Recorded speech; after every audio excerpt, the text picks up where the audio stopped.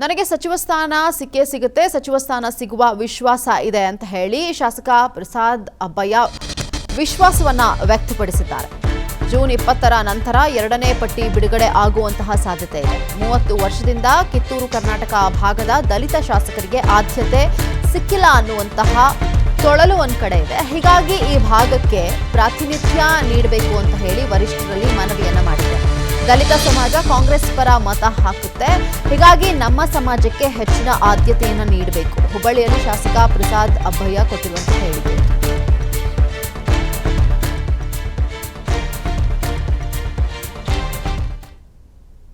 ಕೂಡ 100% ನನಗೆ ವಿಶ್ವಾಸ ಇದೆ. 20ರ ಮೇಲೆ ಎರಡನೇ ಪಟ್ಟಿ ಬಿಡುಗಡೆ ಆಗ್ತದೆ. ಅದರಲ್ಲಿ ವಿಶೇಷವಾಗಿ ಬಹುಶಃ ಇವತ್ತೆಲ್ಲ ಕೂಡ ನಾನು ಕೇಳ್ಕೊಂಡಿದ್ದೆ, ಎಲ್ಲ ಲೀಡರ್ಸ್ಗೂ ಕೇಳ್ಕೊಂಡಿದ್ದೀನಿ.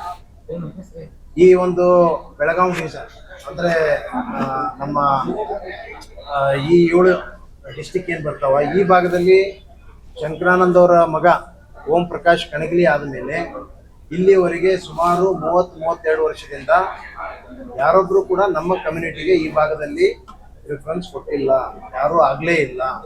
ಆ ನಿಟ್ಟಿನಲ್ಲಿ ಈ ಭಾಗಕ್ಕೆ ಒಂದು ಪ್ರಿಫರೆನ್ಸ್ ಕೊಡಬೇಕು. ಮತ್ತು ಇಲ್ಲಿ ನಾವು ಸ್ಥಳೀಯರಿರೋದ್ರಿಂದ ನಮಗೆ ಅವಕಾಶ ಕೊಟ್ಟರೆ ಇಲ್ಲಿ ನಾವು ಹೆಚ್ಚು ಕೆಲಸ ಮಾಡಲಿಕ್ಕೆ ಅನುಕೂಲ ಆಗ್ತದೆ ಅನ್ನುವಂಥ ನಿಟ್ಟಿನಲ್ಲಿ ಈ ಭಾಗದ ಒಂದು ಭಾಗಕ್ಕೆ ನಮ್ಮ ಕೆಲಸ ಮಾಡಲಿಕ್ಕೆ ಮಂತ್ರಿ ಕೊಡಬೇಕು ಅನ್ನುವಂಥದ್ದು ಭಾಳಷ್ಟು ಎಲ್ಲ ಹಿರಿಯರಿಗೆ ಮುಖಂಡರಿಗೆ ಕೇಳ್ಕೊಂಡಿದ್ದೀನಿ.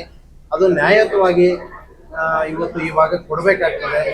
ಪ್ರತಿ ಹಂತದಲ್ಲಿ ಕೂಡ ಬರೀ ಸೌತ್ ಅಂತಂದರೆ ನಾರ್ತ್ ಭಾಗನೂ ಕೂಡ ಬೆಳೆಸಬೇಕು. ಪೊಲಿಟಿಕಲಿ ಅದಕ್ಕೆ ಸ್ಟ್ರೆಂತ್ ಕೊಡಬೇಕಂತಂದರೆ ಮತ್ತು ನಾವು ಕೂಡ ಒಳ್ಳೆ ಆರ್ಗನೈಸ್ ಆಗಿ ಪಕ್ಷವನ್ನು ಗ್ರಾಸ್ರೂಟ್ ಲೆವೆಲ್ ಕಟ್ಟಬೇಕಂತಂದರೆ ಈ ಭಾಗದಲ್ಲಿ ಕಾಂಗ್ರೆಸ್ ಬಾವುಟ ಇನ್ನೂ ಕೂಡ ಗಟ್ಟಿಯಾಗಿ ಆರಿಸ್ಬೇಕಂತಂದರೆ ನಮಗೆ ಅವಕಾಶ ಕೊಟ್ಟರೆ, ನಮ್ಮಂಥವ್ರಿಗೆ ಅವಕಾಶ ಕೊಟ್ಟರೆ ಖಂಡಿತವಾಗಿ ಕೂಡ ಈ ಭಾಗದಲ್ಲಿ ಬಹಳ ದೊಡ್ಡ ಶಕ್ತಿಯಾಗಿ ನಾವು ಈ ಭಾಗದಲ್ಲಿ ಪಕ್ಷವನ್ನು ಕಟ್ತೀವಿ ಅನ್ನುವಂಥದ್ದು ನಾವು ಕಾಂಗ್ರೆಸ್ ಹೈಕಮಾಂಡ್ಗೆ ಈಗಾಗಲೇ ಮನವಿ ಮಾಡ್ಕೊಂಡಿದ್ದೇವೆ.